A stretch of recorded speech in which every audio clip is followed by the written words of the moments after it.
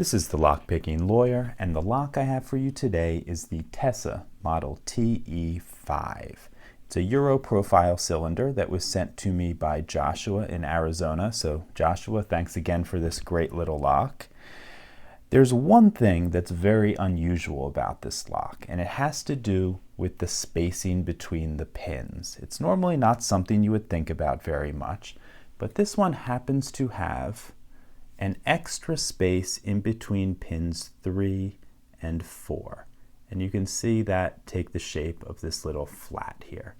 Now I've seen a video by Alex Blate where he speculates that that extra space allows you to exceed the maximum adjacent cut specification for the lock. In other words, you can have a really, really low one next to a really, really high one, or vice versa. That might be the case. I don't know whether that is correct or not. But if it is, they certainly didn't take advantage of that with this lock, because we're within a cut or two of each other on pins 3 and 4. In any case, I'm not going to speculate on why they did that, but we are going to pick it open.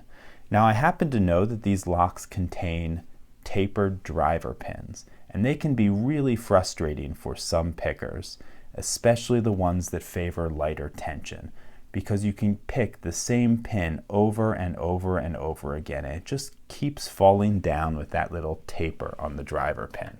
The key to picking these locks is really heavy tension. And what do I mean by really heavy tension?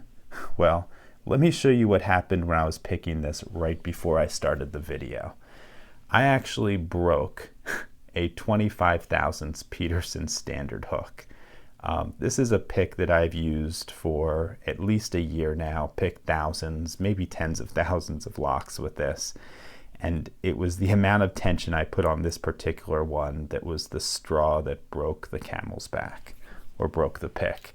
So that should give you a general idea of exactly how much tension you need to put on these tapered pins if you want to pick them quickly.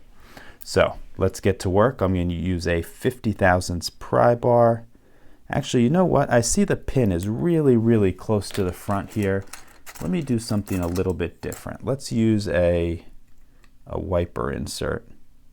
That'll stay out of the way and we can still put some heavy tension on it. Okay, 1's loose, 2's loose, 3's loose, 4's loose, 5 is binding. Got a nice click out of him, back to 1. Little click out of 2. 3's binding, got a click there. Click out of 4, nothing out of 5, 1's still loose. Another click out of 2, 3, another click out of 4, nothing out of 5, 1 is binding. Another click out of 2, nothing on 3, 4, 5, back to 1, and we're open. Okay, I'm sure you saw that we set a lot of those pins multiple times, which you wouldn't think that's what you would do if you just look at what those pins are, because they look relatively smooth with the exception of that little taper, but that is what those tapered pins do. It's a very simple security pin, but also a very effective one if you don't know how to deal with it. Okay, let's take this lock apart and I will show you what those pins look like. Okay, we do have the key, so I can relock that. And then let's get this clip off.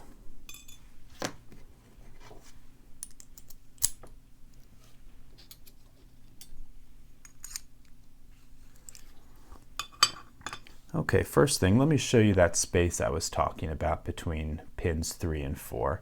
It's not a lot of extra space, just a tiny little bit. Alex Blate, I think he said it was about 30 thousandths of an inch extra. But there is extra space, and it's an odd phenomenon. Okay, let's dump these key pins out. Okay, 1 is serrated, 2 is serrated, 3 is serrated, 4, and oh, there's 5. I was wondering where he went. Okay, all serrated key pins. So if we did overset any of them, they would have been difficult to unset. Okay, Number 1, we have that tapered pin. Same thing on 2, 3, 4,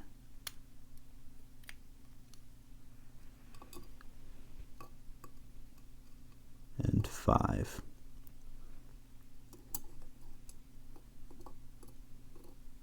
Okay, it's a little bit hard to see the taper on some of those, but we'll give you a close-up and I'll give you my best shot at showing you exactly what those pins are.